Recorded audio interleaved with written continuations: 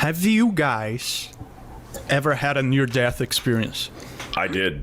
Oh, yeah. You did? Oh, wow. I did. When I think I was 8 years old, I almost drowned in the ocean. Wow. I went out way too far boogie boarding, and I think my brother was just chilling on the beach with my mom, and I was a daredevil. Like, I just loved like skateboarding, boogie boarding, and stuff like that. So I went out there and I was boogie boarding, and I went out way too far, but I was a good swimmer all my life, so I wasn't really scared of it. And then there was a big one that crashed down on me. And then I got sucked in, and another one crashed on me, and then I got sucked back even further, and another one crashed on me, and I, like, no joke, like, accepted it. Like, I accepted it. And I made a mistake. I took the strap off because I thought it'd help me swim better, not realizing that it might help take me back up to the surface. But I ripped the strap off to think that it was going to help me swim better. And the only reason why I'm alive is because a big, huge, fucking fat guy that was like 7 foot tall, 300 pounds, fucking picked me up out of the water. My mom was I didn't hear my mom screaming. It was Jay. She tell him. Just another day for Jay saving It up. was Jay. Good guy Jay. Good guy Jay. But apparently, like, my mom was screaming, somebody help. Like, she saw me struggling and stuff. And I was far out there. And this dude just fucking picked me up while he was wading in the water. Like, he didn't have his feet on the ground. He was just out there swimming. And he picked me the fuck up and brought me in. Yeah. 8 years old. 8 years old. So I did have a near-death experience at 8 years old. And it changed you? No. I don't think so. I was too young. I think if I had a near-death experience now, it would probably change me, but I was too young. So I was just kind of like, well, that was fucking crazy. No, it probably shaped your personality in some way. Yeah. I definitely didn't go back in the water that day, though. That day I was done. I was done. You were changed for the rest of that day. Yeah. What about you, Dan? Well, I was born in '89, so us '80s and '90s kids, we pretty much almost died every day. But after I was older, my dad, we were on a road trip with my family. My dad had a stroke while he was driving. Oh my God. And everybody was sleeping, and suddenly I hear my mom screaming. So like, oh my God, your father.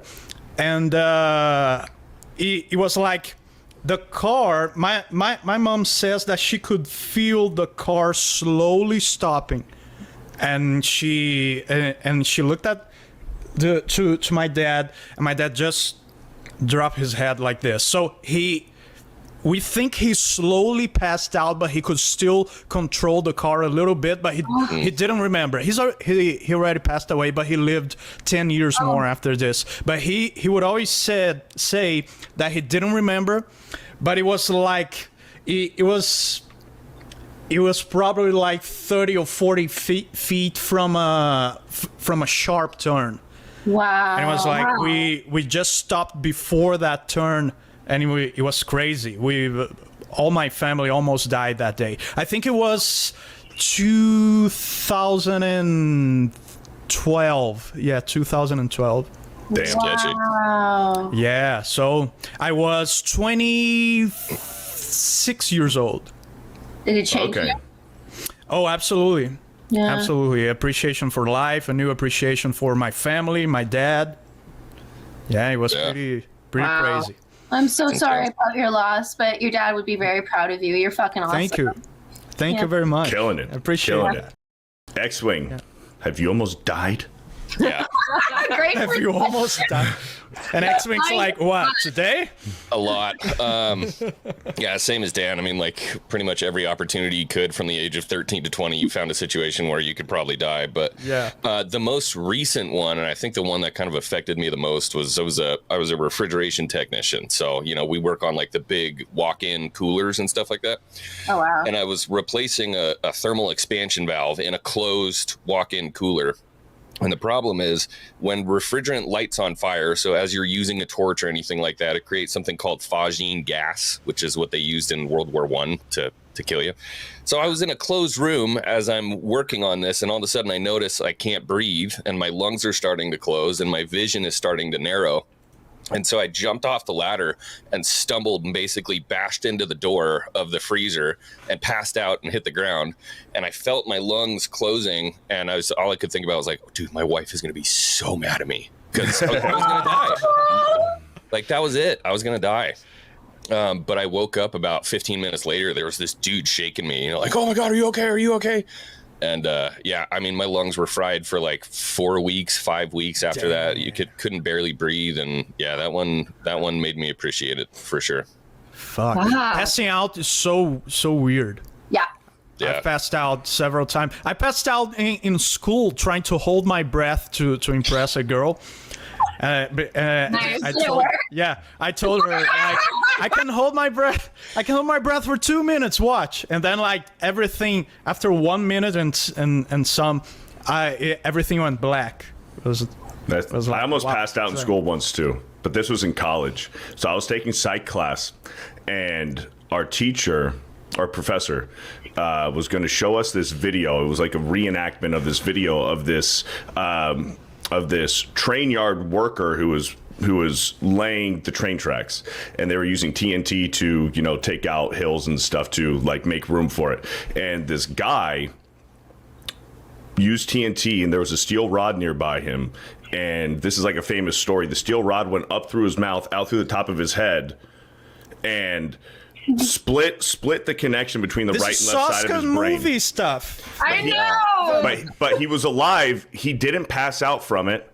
He stayed conscious during the entire thing, but he severed the connection between the left and right side of his head. So then It's a lobotomy. He gave himself a lobotomy. He started freaking the fuck out and started he became like he was like a toddler again after that experience. But before she showed us this fucking video, I swear she cursed me. She like fucking projected something onto me. She said, now I've never had an issue with showing this video in class before, but last semester there was a guy who passed out watching it, and he was like, he was like the biggest masculine dude, this man's man, and he was the one that passed out. And then she like looked right at me. And then, no joke, dude, I'm sitting in class, and then I'm watching this dude, and I just see the blackness closing in on my eyes. I start to get cold sweats and everything. I legit walked out of the fucking class, left the class, went out to the hallway, and I'm like literally looking through like straws. Yeah. That's what it was like. I was looking through straws, and I just had to sit down, and I was like, left, dude, I damn near fucking passed out, and I blame my psych teacher for fucking putting that on me. Yeah, she went in your head. She was fucking with you. Wow. Yeah. Sylv and Jen, have you girls almost died? I haven't almost died, but she did. Yes, I did almost die. When I was younger, I used to have pretty bad migraines, and I woke up as a teenager one day and I had a bad headache, and I just took some painkillers and I had a piece of watermelon. Nice and normal. And then I was walking around the house and I started sneezing, and I was like, wow, I'm sneezing a lot. It's spring. That's weird. And then I felt my throat start to close up, and I was like coughing and sneezing, and I told Sylv something's wrong. And then I went and looked at myself in the mirror, and I don't know if anyone's ever had extreme allergic reaction, but I'm Hungarian. I don't like anything happening to my face. Yeah, that's what we got. We lost everything in the war, but Not the money maker.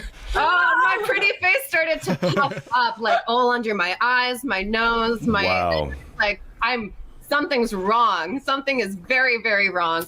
So we went to one of our free Canadian hospitals, and they just sat us in the waiting room. And a nurse walks by, and she takes one look at me and says, has anyone spoken to you? And I'm like sneezing. I'm trying to say that I ate some watermelon. And if you've ever been into a Canadian hospital, you just sit there forever unless you're fucked. And then everyone was like, oh, let's grab your sister. Let's take her. And it was just me and her.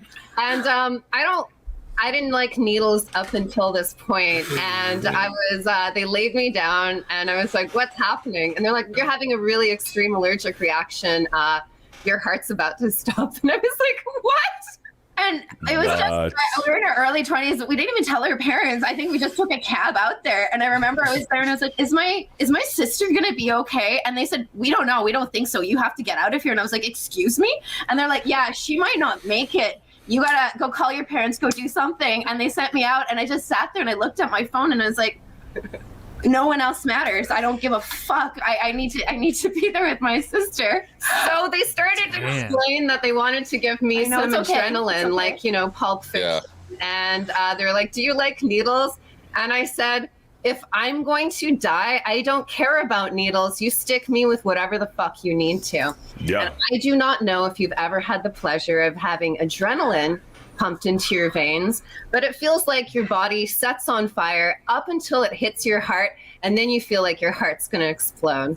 So I got shot up with adrenaline, and when my puffiness went down, I didn't care about like feeling like my veins were on fire. I was like, oh God, I'm hot again. Thank God.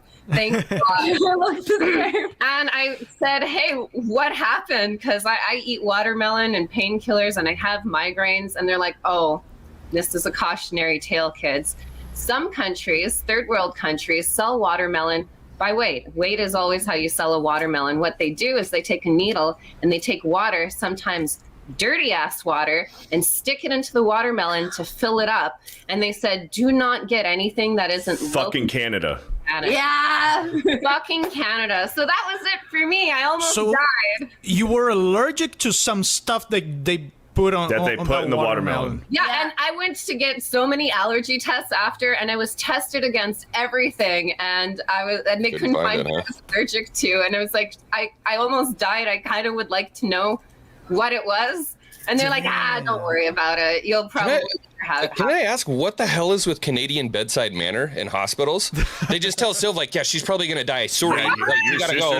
Sorry, and then she's they gonna tell die. Jen, like, hey, are you a fan of needles, eh? And just like, I don't know, they don't give a fuck. It's so funny. One of my friends actually works at that hospital, and that's where we were born. And he was like, this hospital should be shut down, man. It's inhumane. And I'm like, oh no, that's one of the only three. There's your next horror movie. You get what you pay for, man. Like, this free healthcare? No. And they allow private healthcare in Canada. So it's like, can I pay? So they give a shit, and they're like, nah. You could go on the waiting list, and we'll see if someone's there for you. Anyways, it changed me. I love my sister, and like I almost. This is mean, but when we were born, I almost killed her. Like, you know how some twins eat their twin. Not funny. I have a friend. It's true. I almost ate her. I feel super bad about it. It only came up in an argument once. Sylv was arguing with my mom, and she's like, you almost killed your sister in the womb. In the womb. In the womb. Yeah, in the womb. I came in is that a thing? Yeah. So absolutely. So my best friend in real life, my buddy, his wife was a twin, and it runs in her family. Like, it skips a generation, right? Yeah. And she was supposed to have a twin, and then her mom went up, did the next ultrasound a few months later, and then there was only one.